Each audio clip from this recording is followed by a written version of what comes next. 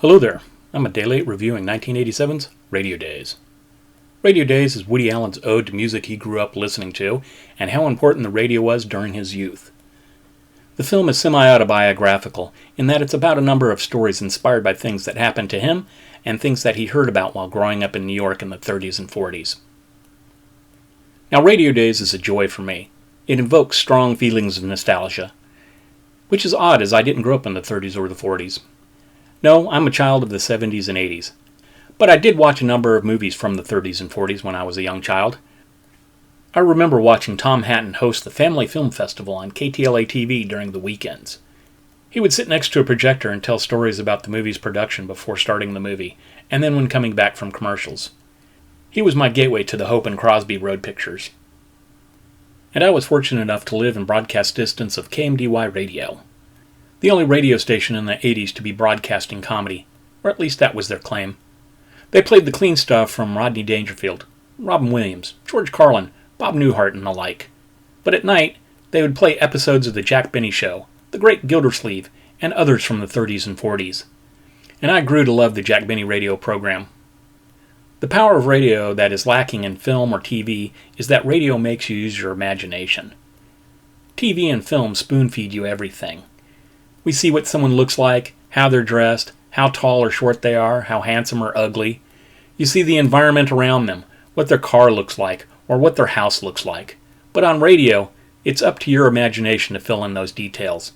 You are engaged, not just passive. Now, one of the recurring jokes on the Jack Benny Show was that he was a skinflint, hated spending money if he could avoid it.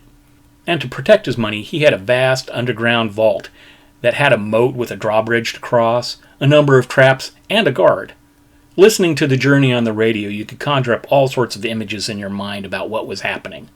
Once you actually saw it on TV, it was all right, but it was not nearly as elaborate. You speak the truth, my faithful Indian companion.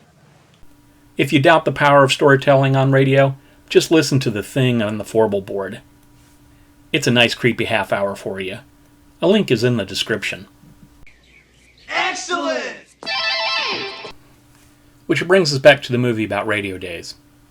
As I said earlier, there is no central plot. Just life stories about growing up in Rockaway, New York, and stories about radio shows and the people behind them. Many of the stories are exaggerated for comedic effect, or to tell a better story per Allen, but they are inspired by real events or people. Stories, such as the one about burglars who answered a phone call so that the ringing phone wouldn't wake the neighboring houses and ended up winning several prizes for the homeowner. Or the cigarette girl who took diction lessons and became a prominent media socialite. And then there's the time our narrator's aunt went on a date and was abandoned by her date when Orson Welles' War of the Worlds broadcast came on and he fled believing it to be real. Most of it is very lighthearted stuff. There's lots of great music from that time period, and you get to see how people used to live with multiple generations under one roof. Radio Days was written and directed by Woody Allen. It's rated PG, probably for one scene of brief nudity. It had a number of Allen's usual players, including Mia Farrow, Diane Keaton, and Diane Wiest. It also has a very young Seth Green as our Woody stand-in. It cost $16 million to make, most of that obtaining the music rights, and it only made $14.8. The critics loved it. It has a 7.4 out of 10 on IMDb. Rotten Tomatoes has it at 90% per critics and 84% per audience. And Metacritic has it at 74 out of 100.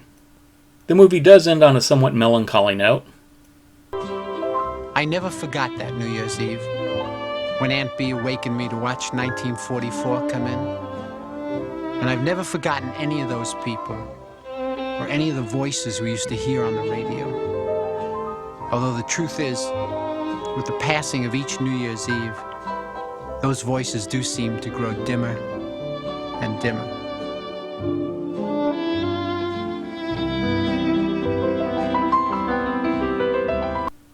But then, most nostalgia is like that. Check it out. Until next time.